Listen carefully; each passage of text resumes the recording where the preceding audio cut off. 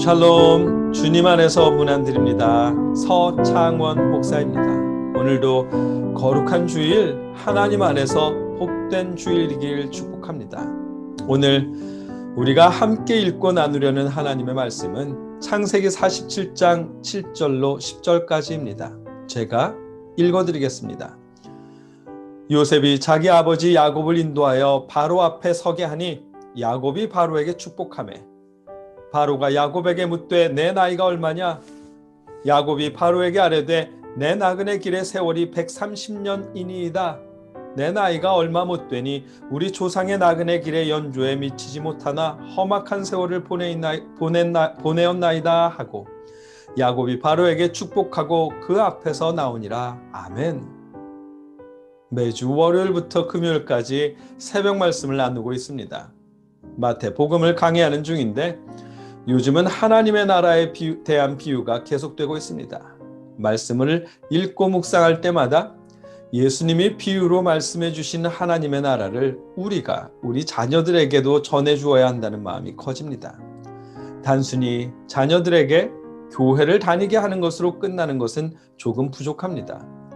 힘이 되는 성경 구절을 몇 가지 외워서 힘들 때마다 쳐다보며 버티게 하는 것도 충분하지 않습니다. 그보다는 하나님 나라에 대한 바른 소망을 품도록 가르쳐주고 하나님 나라를 이루려는 비전을 심어주는 것이 더욱 귀한 일입니다. 공부해야 하는 이유를 모르는 자녀들에게 부자 되어야 한다거나 성공해야 한다는 단순 목표를 넘어서 그곳에서 하나님의 나라를 조금씩 이루어갈 수 있도록 비전을 품는 것이 더욱 귀한 일입니다. 그것이 복이 되는 자의 삶이고 하나님이 바라시는 삶일 것입니다.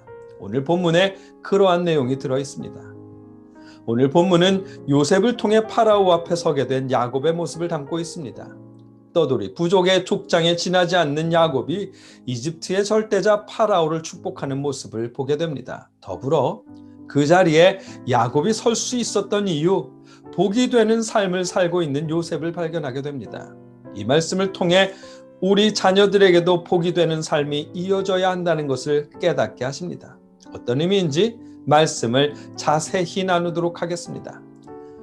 요셉이 죽은 줄만 알고 있던 야곱은 드디어 요셉을 만났습니다. 요셉이 30세가 되어 이집트의 총리가 되었고 7년의 풍년을 거쳤습니다.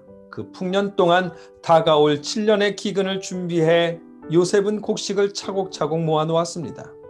7년의 풍년이 끝났고 이제 7년의 흉년이 시작되어 2년이 지났을 때 요셉은 형제들과 재회하고 야곱을 만난 것입니다. 요셉의 나이가 39살이 되었을 때입니다.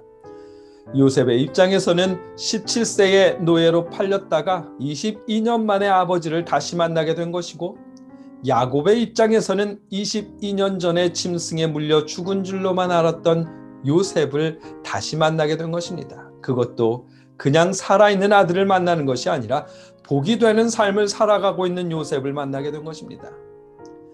파라오는 복덩이 요셉의 가족이 이집트에 왔다는 사실을 알고 요셉의 형제들과 야곱을 부릅니다. 오늘 본문이 거기서 시작됩니다.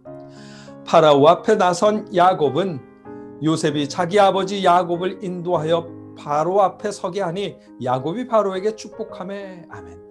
파라오를 축복했습니다.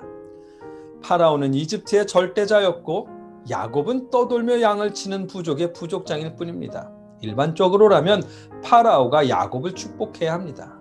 그런데 야곱이 오히려 파라오를 축복했습니다. 이 상황이 일반적이지 않기 때문인지 공동번역은 야곱이 파라오에게 만수무강을 빌자라며 야곱을 낮춘 듯 번역해 주었습니다. 그런데 이번 경우는 개역개정이 더 바른 번역인 듯합니다. 왜냐하면 축복하매라는 단어의 일반적인 용례 때문입니다. 축복하매라고 번역된 히브리어는 예바레크입니다. 바라크라고 하는 동사의 강조형인 PL형인 바로 예바레크인데 창세기에서는 이 형태가 주로 하나님께서 사람을 복 내리실 때 사용되었습니다. 사람들 사이에서 사용될 경우는 몇 번 없었는데 그 경우 윗사람이 아랫사람에게 복을 빌어줄 때 사용하였습니다. 이삭이 야곱에게, 라반이 야곱에게, 야곱이 요셉에게 축복할 때, 즉 윗사람이 아랫사람에게 복을 빌어줄 때 사용하는 형태가 예바레크입니다.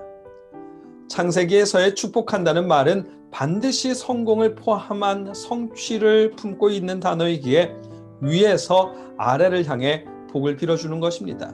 지금 야곱이 파라오를 그렇게 축복한 것입니다. 파라오는 야곱의 축복을 듣고 야곱의 나이를 공손하게 묻습니다. 야곱은 그 질문에 내 나그네 길의 세월이 130년이니이다. 내 나이가 얼마 못 되니 우리 조상의 나그네 길의 연조에 미치지 못하나 험악한 세월을 보내었나이다 라며 자신의 삶이 녹록치 않았다고 고백합니다. 그리고 파라오에게서 물러날 때 야곱이 파라오에게 축복하고 그 앞에서 나오니라 아멘. 다시 한번 파라오를 축복합니다. 야곱은 지금 하나님이 약속하신 땅 가나안에 살다가 약속의 땅에 감당할 수 없는 흉년이 찾아와서 이집트로 피난 온 상황입니다. 파라오의 은총을 기대해야 하는 상황이기 때문에 야곱의 아들들은 파라오 앞에 섰을 때 원하건대 종들로 고센 땅에 살게 하소서라며 스스로를 종이라고 말하고 파라오의 은총을 구했습니다.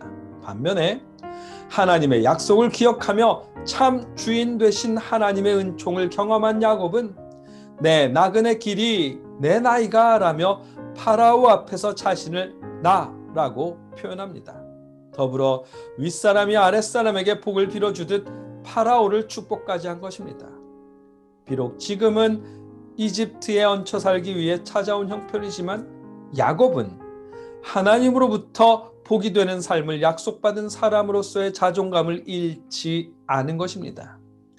하나님은 아브라함에게 내가 너로 큰 민족을 이루고 내게 복을 주어 내 이름을 창대하게 하리니 너는 복이 될지라.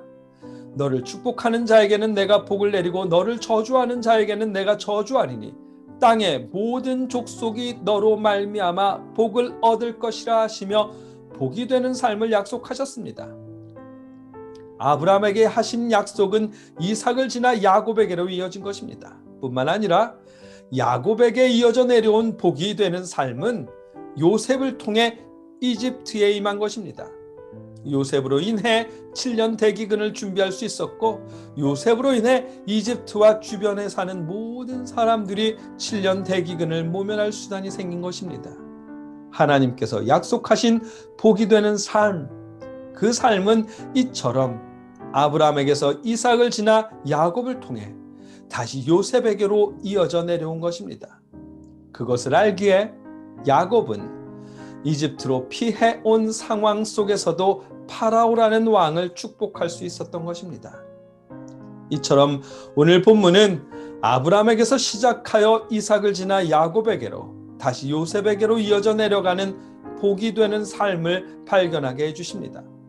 아브라함에게 해주신 복이 되는 삶의 약속, 그 약속은 예수 그리스도를 통해 우리에게까지 이어졌습니다.